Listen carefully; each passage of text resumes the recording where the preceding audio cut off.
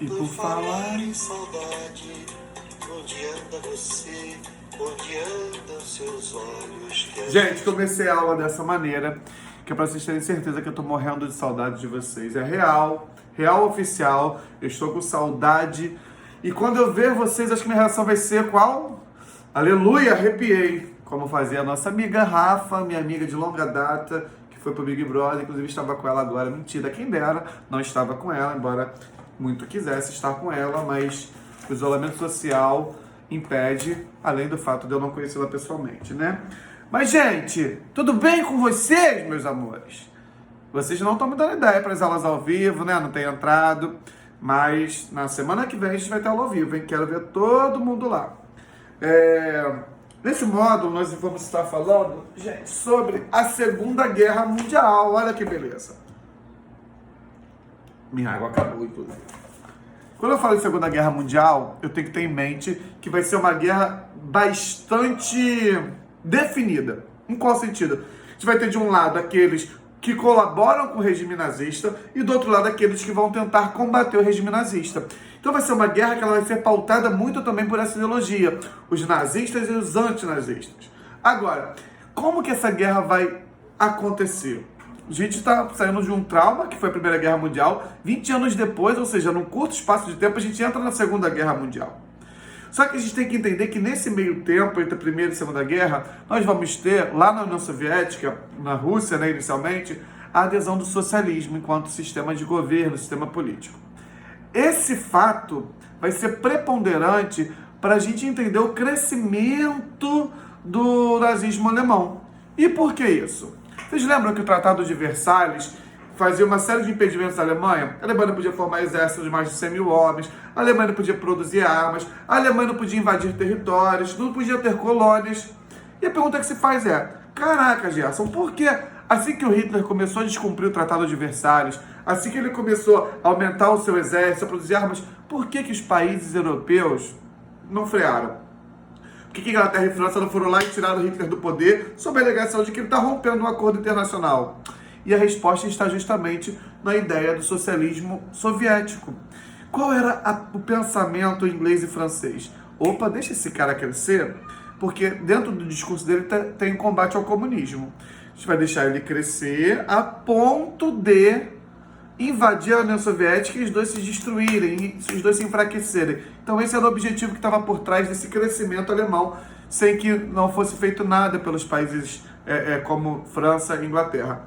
Porém, oficialmente é o que eles chamavam de política do apaziguamento.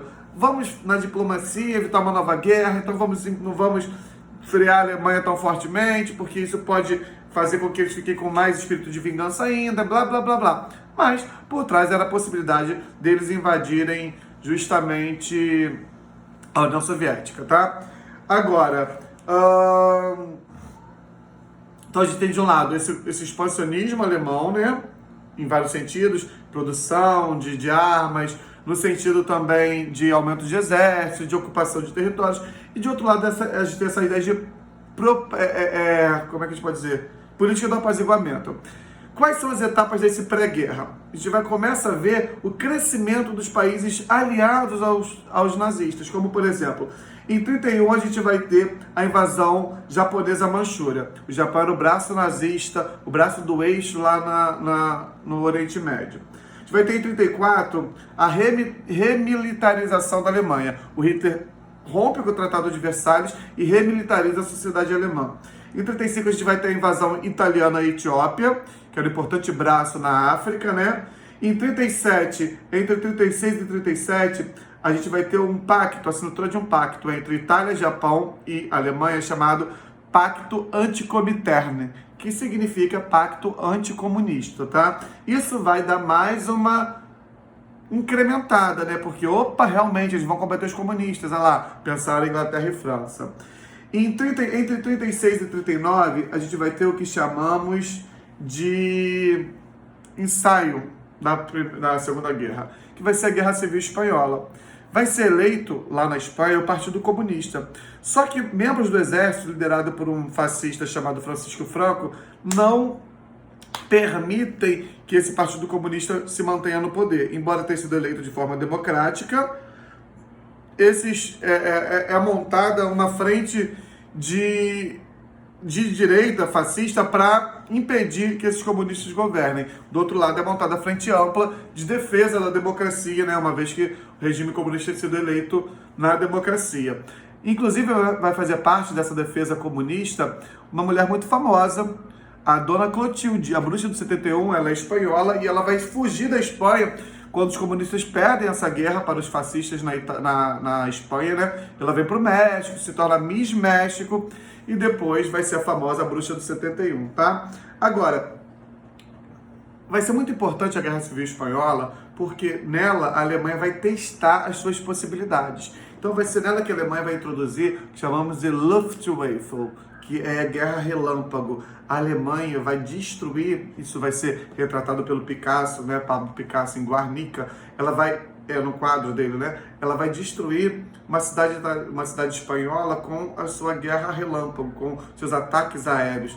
Então vai ser um grande laboratório para os alemães, e vai ser nessa guerra civil espanhola que os alemães vão ter certeza do seu potencial para encarar uma guerra com o resto da Europa. 38, entre 36 e 39, essa guerra civil está acontecendo. A Alemanha se sente cada vez mais fortalecida. Em 38, ela vai anexar a Áustria num plebiscito. É convocado o plebiscito, ou seja, uma votação extraordinária, para perguntar se os austríacos queriam fazer parte do Terceiro Reich, Terceiro Império, Terceiro Reinado Alemão. E os austríacos aceitam, eles querem fazer parte. Não há possibilidade de serem mais fortalecidos, né? No mesmo ano de 38, é assinada a Conferência de Munique, quando a Alemanha anexa parte da Tchecoslováquia, né? Nesse mesmo ano, a Alemanha também já tinha anexado os Sudetos, que é uma região de corredor ali da Tchecoslováquia. Ou seja, a Alemanha está ampliando o seu território e ninguém na Europa faz nada. Lembra-se, estão na possibilidade de uma invasão lá aos soviéticos. Só que aí, uma coisa vai mudar drasticamente isso. A assinatura do tratado, vou pegar uma colinha aqui, Tratado de Não Agressão Germano-Soviético, que é conhecido também como Tratado Ribbentrop-Molotov. Esse Tratado Ribbentrop-Molotov é um tratado de um compromisso que os alemães soviéticos vão estabelecer de não se agredirem. Caraca, quando isso é assinado, o que a Europa faz? O que França e Inglaterra faz? Ferrou! O cara não ia invadir os comunistas, o cara não ia invadir a União Soviética, e agora? O que a gente faz? O tratado é assinado 2 meses depois, no dia 1º de setembro de 1939, a Alemanha invade a Polônia, e esse vai ser o argumento para a declaração de guerra à Alemanha. Mas, na verdade, o que está por trás é que Inglaterra e França, nos demos mal. Os caras cresceram, viraram supostamente amigos da União Soviética, e agora, o que a gente vai fazer?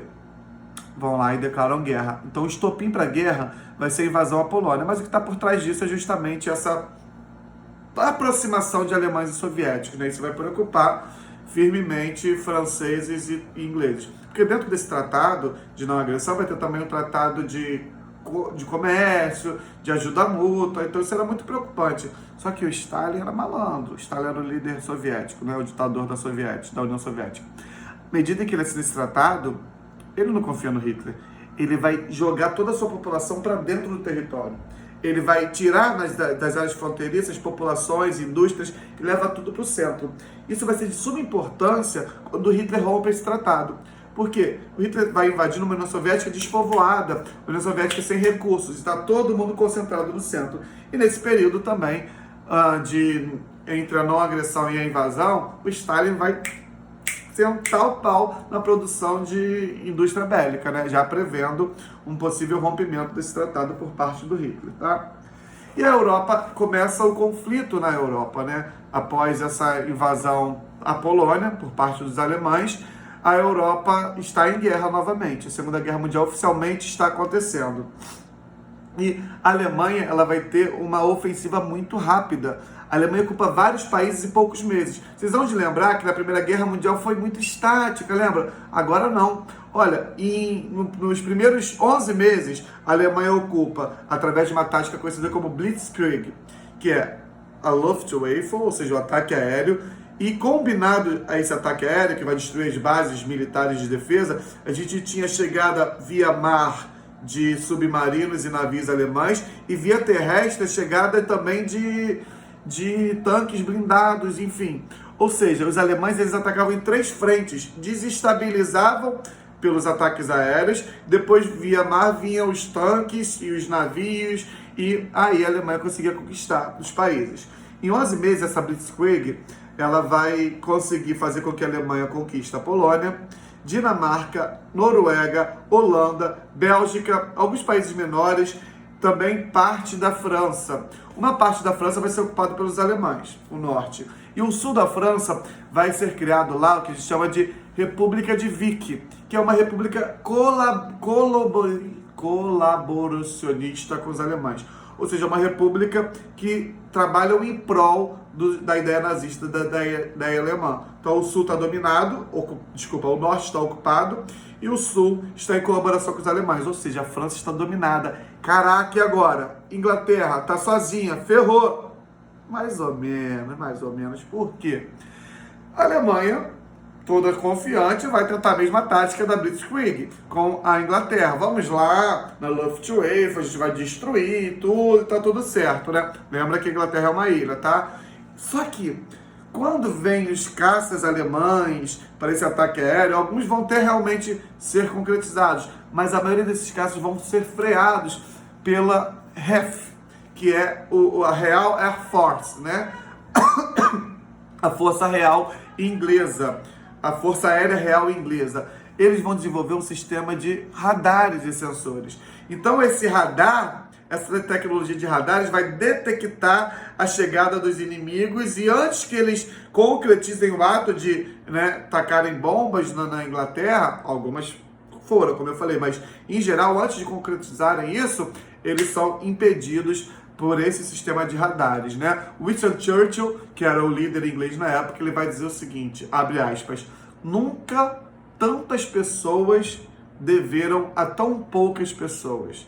Quem são essas poucas pessoas? Os controladores dos radares, os desenvolvedores dessa tecnologia. Então essa ideia de que nunca tantos deveram a tão poucos mostra realmente a força dessa tecnologia que os ingleses desenvolvem para frear os alemães. Aí o que pensa Hitler? Caraca, a Inglaterra não deu ainda. Então o que a gente faz? Estou aqui tranquilão, tive uma ideia genial, a mesma ideia que Napoleão teve. Vamos invadir a União Soviética? Começa a Operação Barbarossa, ou Operação Barbarruiva, também pode ser chamada assim no vestibular. O ano é 1941. Esse é o ano decisivo da guerra, por 2 estratégias erradas. O eixo estava dominando geral, gente.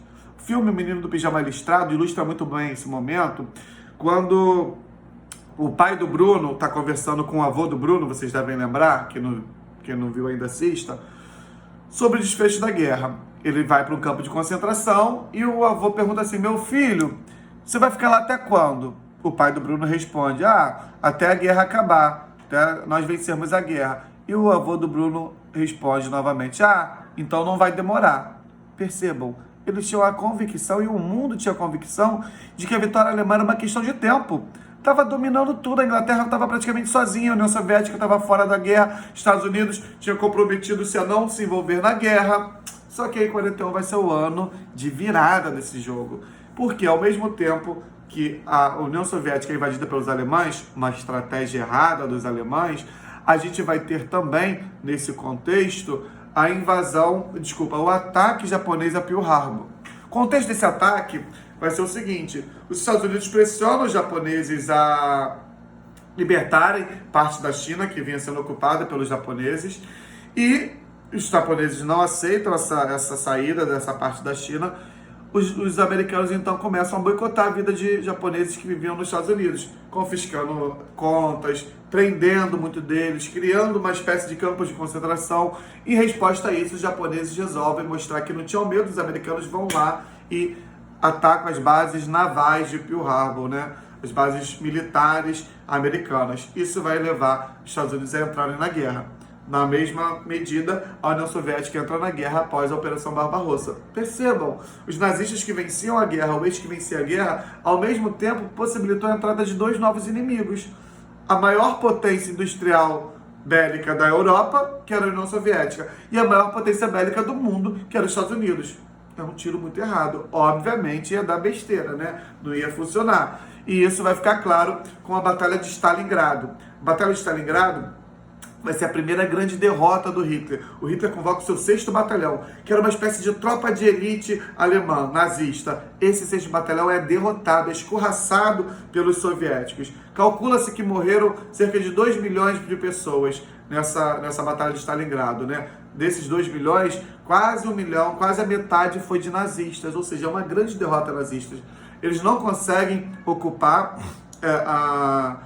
a União Soviética, são expulsos de lá, são feitos reféns, são mortos, e a União Soviética, a figura do Stalin, sai fortalecida desse episódio, tá? Essa Batalha de Stalingrado. Vamos lembrar, a história já tinha mostrado que era difícil invadir a Rússia, lembra? Lá o Napoleão, o General Inverno, mais uma vez o General Inverno castigou as tropas inimigas. O inverno de menos 40 graus vai dificultar a entrada dos nazistas na União Soviética, né? Eles vão relatar que o combustível congelava, que eles não conseguiam se locomover e várias coisas, não conseguiam acender nada porque o frio já apagava.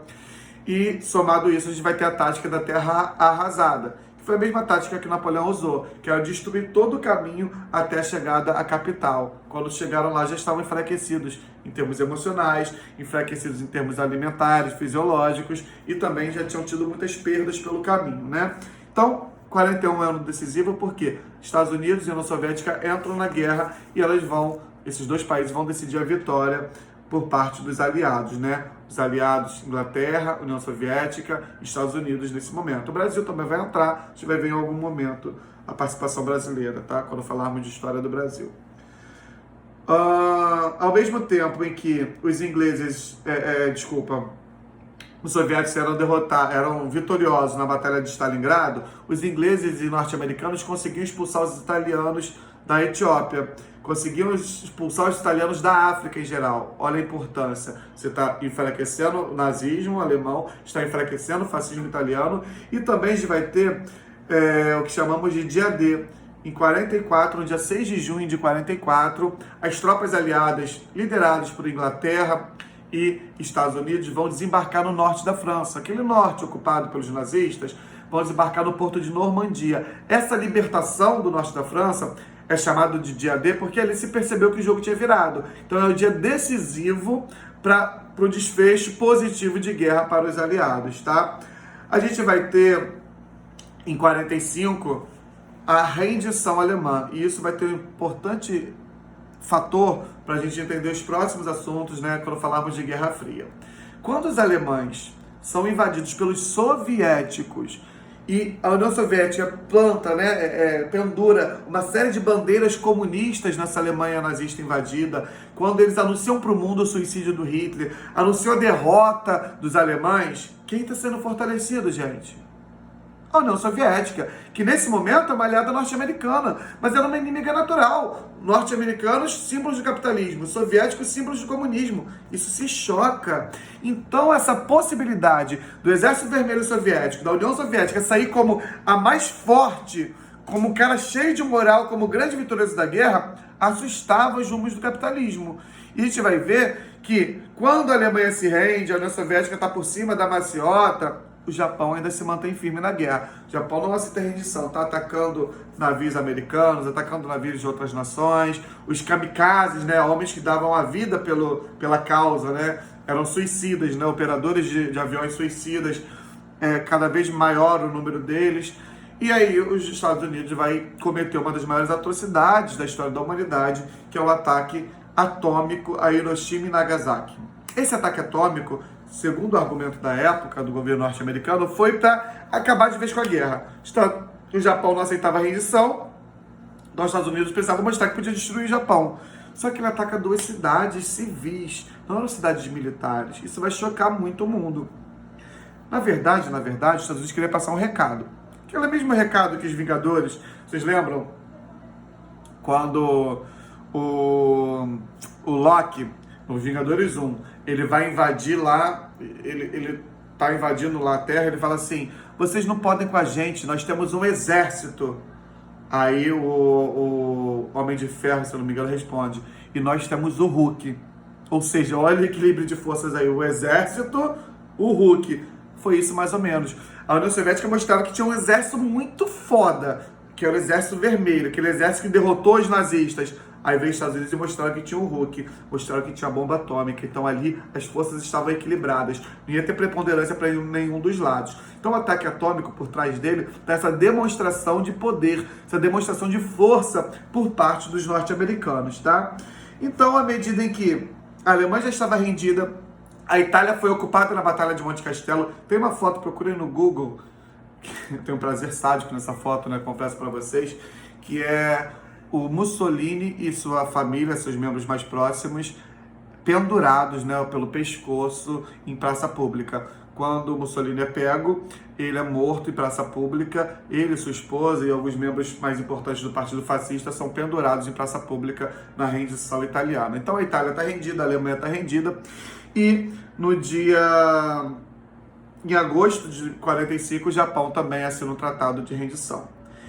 Nesse capítulo, a gente vai falar sobre os tratados que foram sendo estabelecidos ao longo do desfecho da guerra e após o fim da guerra. Os principais tratados, quais são, gente? A gente vai ter a Conferência de Yalta, que vai acontecer em fevereiro de 45. Essa Conferência de Yalta, que vai juntar os três principais líderes mundiais naquele momento, o Roosevelt, líder americano, Winston Churchill, líder inglês, e Joseph Stalin, líder soviético, vai ser nesse tratado que eles vão estabelecer algumas áreas de influência soviética no leste europeu. Então, era um cala-boca para o Stalin, ó, você vai ficar lá naquela parte, ninguém vai se meter com você. Além disso, vai ser definida também, na Conferência de Yalta, a divisão das Coreias. Parte da Coreia, no caso a Coreia do Norte, vai ser ocupada era um território japonês, tá? Ocupada pelos soldados soviéticos, e a parte sul será ocupada pelos soldados estadunidenses. Isso tem uma consequência para a Coreia atual, né? Que a gente vai ver, isso vai ser ratificado no contexto da Guerra Fria, em 53, quando ela é oficialmente dividida. Mas nesse contexto de Segunda Guerra Mundial, de Conferência de Yalta, a gente já vai ter essa ocupação por socialistas e por capitalistas. Até hoje a Coreia é dividida em sul e norte. Nós temos também a Conferência de Potsdam, que vai acontecer um pouco antes, em 43, enquanto a guerra a de Potsdam acontece também em 45, após o desfecho da guerra. Essa conferência ela vai dividir a Alemanha em 4 áreas de influência. Área de influência inglesa, área de influência soviética, área de influência francesa. E também a área inglesa, soviética, estadunidense e francesa. Essas 4 áreas de influência comandariam os novos rumos da Alemanha. Vocês vão perceber também que isso vai ter consequência durante a Guerra Fria, o estabelecimento da divisão da Alemanha pelo Muro de Berlim, a Alemanha Oriental e a Alemanha Ocidental. Então, essa divisão em áreas de influência foi tomada lá na Conferência de Potsdam. A gente vai ter também, gente, a Conferência de São Francisco. A Conferência de São Francisco ela vai ter uma importância muito grande porque ela vai criar a ONU. A ONU, que é esse órgão que existe até hoje, que tem como objetivo e responsabilidade promover a manutenção da paz no mundo. Ela vai ser criada lá na Conferência de São Francisco, no pós-Segunda Guerra Mundial. A gente vai ter ainda, desculpa, eu não falei, na Conferência de Potsdam, o Tribunal de Nuremberg. O Tribunal de Nuremberg, lembra das leis de Nuremberg? Que são as leis antissemitas? Vai ser nesse tribunal que vão ser julgados os nazistas pelos crimes de guerra. Então eles vão na cidade, que era o símbolo do antissemitismo, e vão julgar e condenar à morte a grande parte dos nazistas envolvidos na guerra. Nós vamos ter também a ideia que vai ser defendida na Conferência de São Francisco e pela ONU, né, de manutenção da paz, da segurança internacional. Ou seja, vamos evitar novas guerras, porque não deu muito certo. Vocês vão ver que a Guerra Fria vai ser marcada por inúmeras guerras quentes, né? A cooperação internacional e o respeito aos direitos humanos. Os direitos humanos que vão ser criados, a Declaração Universal dos Direitos Humanos vão ser criada um pouco depois, se eu não me engano, em 1948, mesmo ano da criação do Estado de Israel. A ONU, ela tem um órgão muito importante dentro da ONU, que é o Conselho de Segurança, né? Que inicialmente era composto por 5 membros permanentes. Quem eram? Estados Unidos, Inglaterra, França, União Soviética e China. Esses membros não são mantidos até hoje, né? A União Soviética, por exemplo, no contexto da Guerra Fria, ela deixa de ser uma membra do Conselho de Segurança da ONU. Tá bom? Gente, um beijinho, façam os exercícios do módulo, tá? Love us. Beijão, tchau.